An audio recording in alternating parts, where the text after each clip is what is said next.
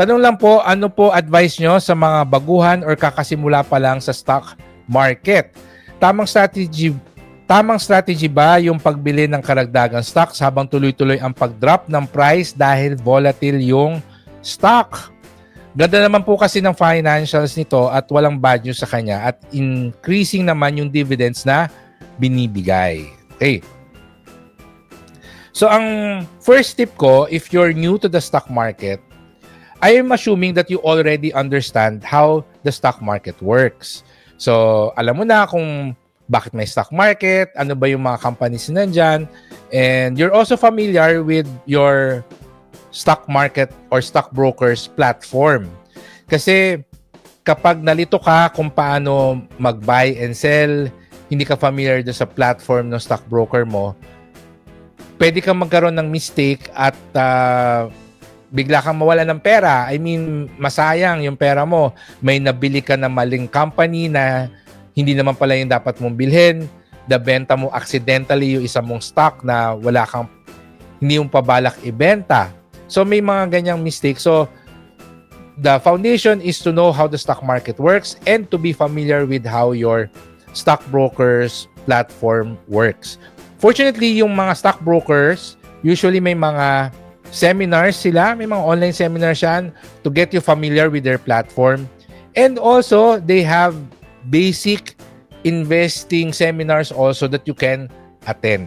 If na-check mo na yung mga items na yon, the first question that I ask is, ano ba yung company sa Pilipinas na sobrang fan ka? Or a company in the Philippines na gusto mong maging part owner kasi believe ka sa kanya.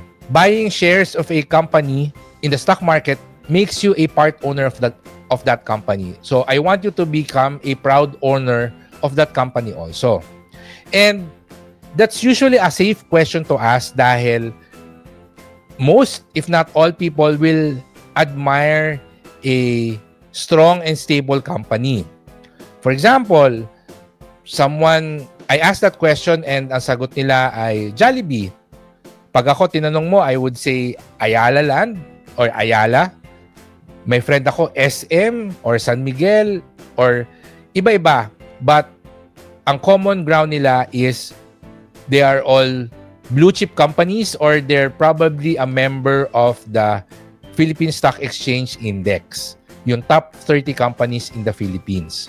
So, ang recommendation ko is to just start with buying one stock or one company. Kung ano man yung pinaka-preferred mo, hopefully it's a member of the PSEI. It's among the top 30 companies in the country so that assured ka na strong and stable yung company. Now, the best strategy for me, especially for beginners, is to do peso cost averaging. So, bumili ka lang nung shares ng company na yon. Hopefully, every month nakakabili ka. If not, kahit na quarterly. But, should you worry kung magkakaroon ng volatility yung price? You don't need to worry, especially if ang binili mo ay blue chip company. Because these companies, kung walang problema internally, kasi ang sabi ni Kimbert dito ay maganda naman yung financials ng company. So, you don't need to worry about anything. So, just keep buying.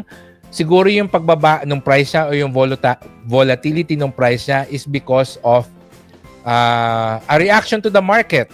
Kung talagang magulo yung economy ng Pilipinas or merong major global economic event katulad ng pandemic or recently yung US elections, etc., talagang gagalaw yung prices niyan. Kahit na strong and stable yung company, may galaw pa rin yung price niyan and you don't need to worry about anything. As part owner of the company, again, ang main concern mo is to make sure that your company is making money because profits will follow price appreciation. So as long as kumikita yung kumpanya, you can expect that the price per share of the company will increase or go up in the future. So Sa tanong mo na tamang strategy ba yung pagbili ng karagdagang stocks habang tuloy-tuloy ang pag-drop ng price dahil volatile yung stock? Yes, okay lang na to continuously buy.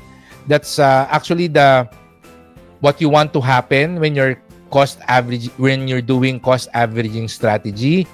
But the caveat here is you're actually buying a strong growth stock na yung cost ng volatility ng price is not because nalulugi siya. But ikaw na rin yung nagsabi na strong and stable yung financials ng company. So go ahead. Okay lang. In fact, if I have extra money, I'd probably buy more shares. Katulad doon nangyari nung pandemic. Lahat ng stocks bumagsak and it's not the fault of the company. I know that eventually stocks will recover. That's why when I had extra money then, I actually bought extra shares of my blue chip companies. So, yun yung ating sagot sa'yo, Kimbert.